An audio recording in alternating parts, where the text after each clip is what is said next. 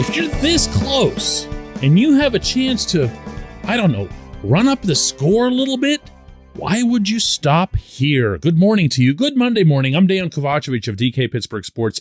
This is Daily Shot of Steelers. It comes your way bright and early every weekday if you're into hockey and or baseball. I also offer daily shots of Penguins and Pirates that I hope you'll take the time to check out. There's no safety. There's no strong safety yet in this fold. I say that with all due respect to Carl Joseph, who's a better strong safety than I'll ever be. But he's not it. He's not it. Neither is Trey Norwood. Neither is anyone else in the current fold. And I feel comfortable saying that neither is someone they'd take in the draft. That can't be ruled out. Safeties tend to be a smart lot, and if you bring them in off of a high pick, they're pretty much expected to go out there. But does anybody here really want to see the Steelers invest, even one of their top 2 picks or 3 picks in a safety? Not me. Not me. I wouldn't be violently opposed to it. Certainly not if it was second or third round, but first round? Not when I can add an impact wide receiver to the offense, or not when I can add or begin building the future of the defensive line. I don't want a safety up there. What I do want is a free agent. And there's no one anywhere that can convince me that the Steelers don't have the cap space because, if they didn't, then why would Mike Tomlin be in touch with Tyrann Mathieu? Matthew's not going to come cheap. I don't care how much his market gets knocked down, and I don't care how much of what he's putting out on social media about the number of teams pursuing him. He says it's 4. I don't care if it's fabricated. All that matters from the Pittsburgh perspective is that the Steelers would be interested and that the player would mutually be interested and that it gets done. This getting done is a really big deal. If it's Mathieu, awesome. You'll have 2 dynamic safeties. They can figure out at some point or other, or, you can have Brian Flores, Terrell Austin, and Mike Tomlin figure it out. But you've got yourself some significant playmakers, elite playmakers at that position. And that will overcome any concerns, I believe, that you'd have at the cornerback position. Although I like Ahkello Witherspoon, I trust Cam Sutton, and I think there's at least moderately enough there. The safeties, though, they put you into a different bracket, and that's saying something considering what's up front. This portion of Daily Shot of Steelers is brought to you by Point Park University. Choose from nearly 100 career-focused programs leading to bachelor's, master's, and doctoral degrees. Choose when and how you'd prefer to do that studying, whether it's at Point Park's gorgeous downtown Pittsburgh campus, whether it's online, maybe a flexible hybrid format would work best for you. Find out more about all of this at pointpark.edu. Here's what you can't do, though. You can't go into this season saying, we'll hang on to that money and just kind of see how things go. Tried that last year. Didn't exactly work out. Yeah, it was with the offensive line, but it was the same principle. Every once in a while, there's going to be a player in free agency that's going to make you a little bit uncomfortable with how much you spent. And yeah, that's got to apply to the Steelers too. They certainly overcame that long-standing trait of theirs in putting together that offensive line and ponying up big time for James Daniels and to a lesser extent for Mason Cole. And let's not forget all the money that they paid out to keep Chuks Okorafor. All well spent, all well invested. That's exactly where it needed to go. And if they're out, meaning out of money, then they're out.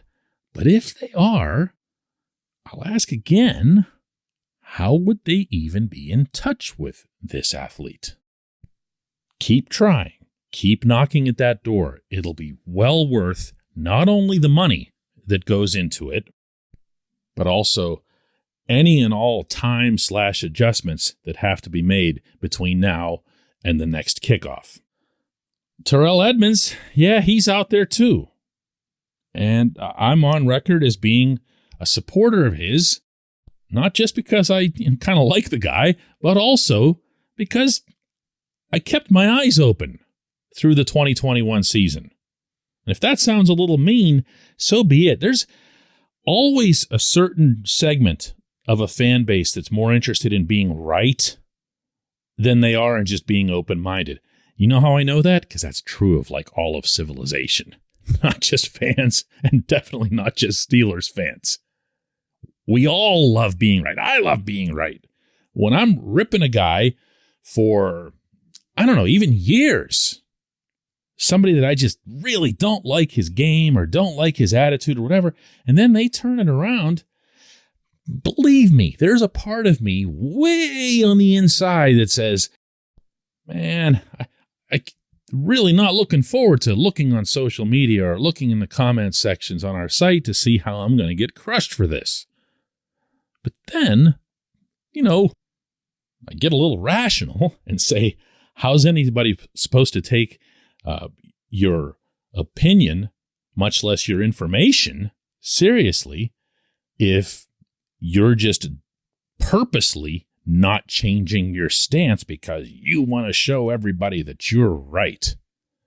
Well, Edmonds did a lot of that this year. I've believed in him from the beginning, and there's ample proof of that. Yeah, I wanted to see the splash too, first-round pick. It turned out he really wasn't that kind of player, but he was a safety.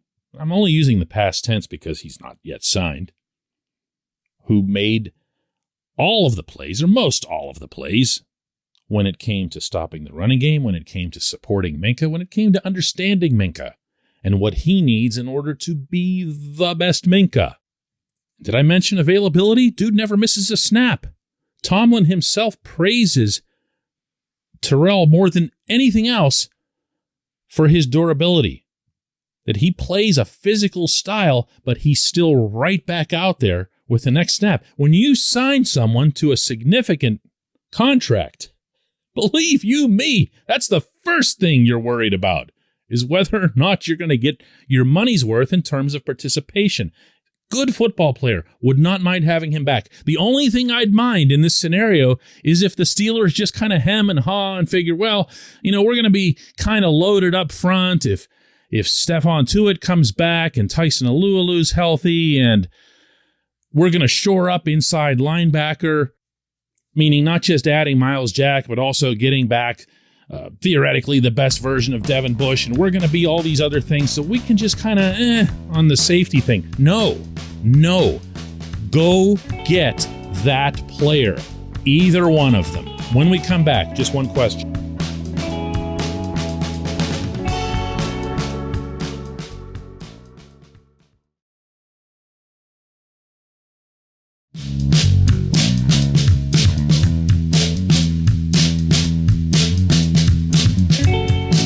Back. It's time for Just One Question, and that's brought to you always on this program by the personal injury law firm of Luxembourg, Garbin, Kelly, and George, LGKG. They represent people who are hurt in car accidents, who need assistance with workers' comp and medical malpractice claims.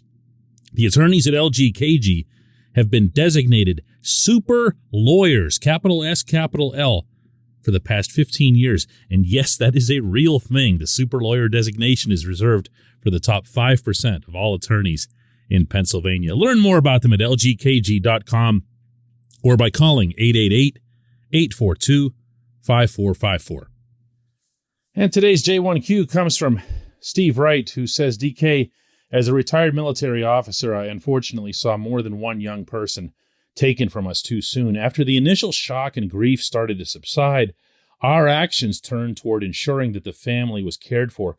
My question regarding Dwayne Haskins is, does the NFL or the union have any type of survivor benefit or insurance that will care for Dwayne's wife and family? Will his contract be honored by the Steelers partially or in full? And how will it affect the cap? First off, Steve, thank you for your service and thank you for this question. I know it's not something that anybody feels comfortable bringing up, but we are in the business here of talking about football, in particular this team, and this is going to be a dominant issue for a while. The NFL does have long-term benefits packages in its labor agreement with the NFLPA. There's an experience threshold that you have to cross as a player in order to have those be guaranteed for life. I would strongly suspect that that won't be a factor here, that you're going to see the league and the union come together and do right by all concerned. I very much believe the Steelers are going to do the right thing because they're the Steelers and they always do. I know when I say that, there's invariably, a handful of cynics that come at me and bring up this or that or Mike Webster from 40 years ago and whatever. And I'm not downplaying or diminishing the Webster matter, but most of that, at least in terms of public perception, is incorrect. The Steelers just flat out weren't aware of Webster's state. And there are others, but by and large, when you're talking about the Rooney family, you're talking about doing the right thing. And where the cap is concerned, the cap is a little bit different. If you go back to Sean Taylor and his tragic death in 2016, while he was playing for Washington, Washington was forced to carry a $2.48 million cap hit because that was the amount of signing bonus that was in Taylor's contract. Haskins had just recently signed a 1-year, $2.54 million deal with the Steelers. To my knowledge, none of that was signing bonus. If it was, that wasn't made public. So whatever portion of the signing bonus, which again, for a contract that size, you generally don't have that. Signing bonuses are incorporated into big multi-year deals, not 1-year terms. So no, I don't expect that it'll have any impact on the cap. And I do expect all three of the parties mentioned, the team, the league, and the union, to do the right thing. I appreciate the question. And again, I appreciate your service to our country. And we'll do another one of these daily shots of Steelers tomorrow.